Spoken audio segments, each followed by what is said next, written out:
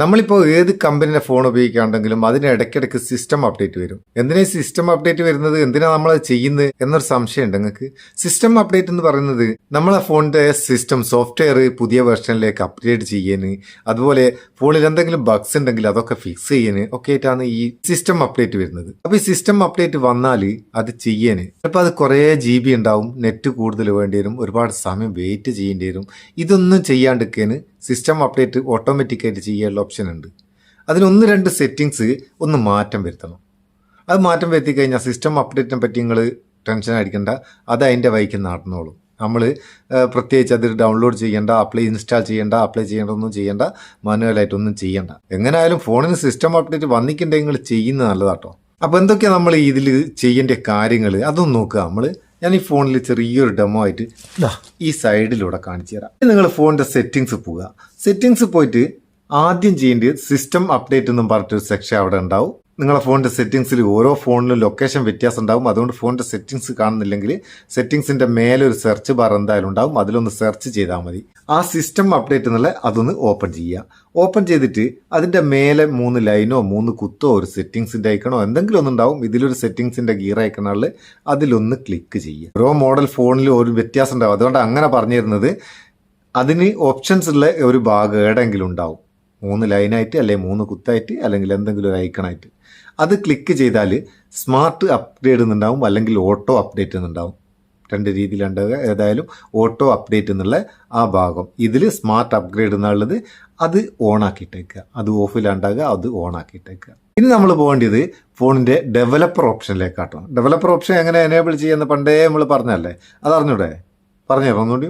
അറിഞ്ഞുകൂടാത്തുണ്ടെങ്കിൽ ഒന്നുകൂടി പറഞ്ഞുതരാം. ഫോണിൻ്റെ എബൌട്ട് ഫോൺ എടുത്തു കഴിഞ്ഞാൽ അതിൽ സോഫ്റ്റ്വെയർ ഇൻഫർമേഷനിൽ ബിൽഡ് നമ്പർ, ചില ഫോണിൽ MIUI വെർഷൻ എന്നുള്ളതിലാണ് ക്ലിക്ക് ചെയ്യേണ്ടത്.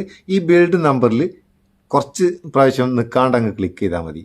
സെവറൽ ടൈംസ് എന്നാണ് എഴുതിയത്, ഇത് ഒരു നമ്പറൊന്നും പറഞ്ഞിട്ടില്ല. നിൽക്കാണ്ട് കുറച്ച് നേരം ഇങ്ങനെ ടൈപ്പ് ചെയ്ത് കഴിഞ്ഞാൽ ഡെവലപ്പർ ഓപ്ഷൻ എനേബിൾ ആവും.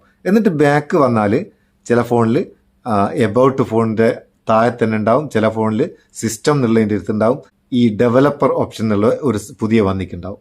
അതൊന്ന് ഓപ്പൺ ചെയ്യുക. ഈ ഫോണിൽ സിസ്റ്റം എന്നുള്ളതിൻ്റെ അടുത്തിലാണുള്ളത്.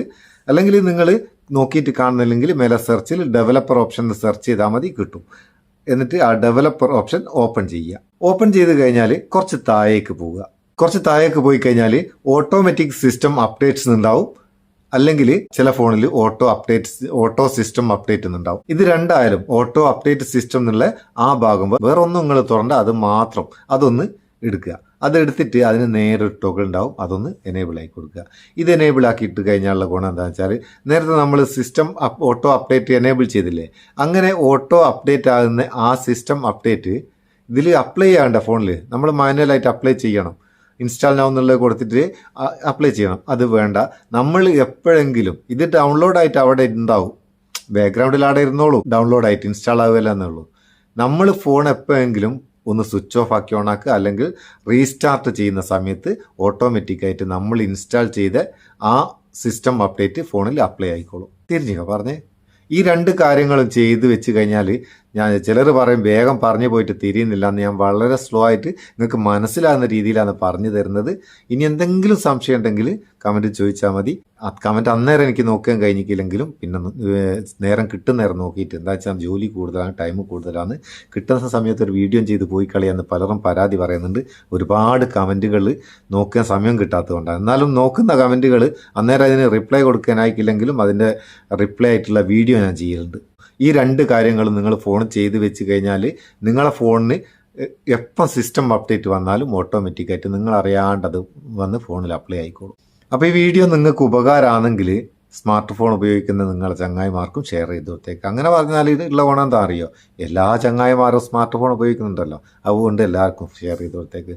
നമ്മളെ ഫോളോ ചെയ്തിട്ടില്ലേ, ഒന്ന് ഫോളോ ചെയ്തേക്കട്ടോ. ഇതുപോലെ ഇടയ്ക്കിടയ്ക്ക് ഇങ്ങനെ അധിക ദിവസവും ഞാൻ വീഡിയോ ആയിട്ട് വരും, നിങ്ങൾക്ക് മിസ്സാണ്ട് കാണാം. ഒരു ലൈക്കും കൊടുത്തേക്ക്, ലൈക്കും നമുക്ക് ബൂസ്റ്റാ.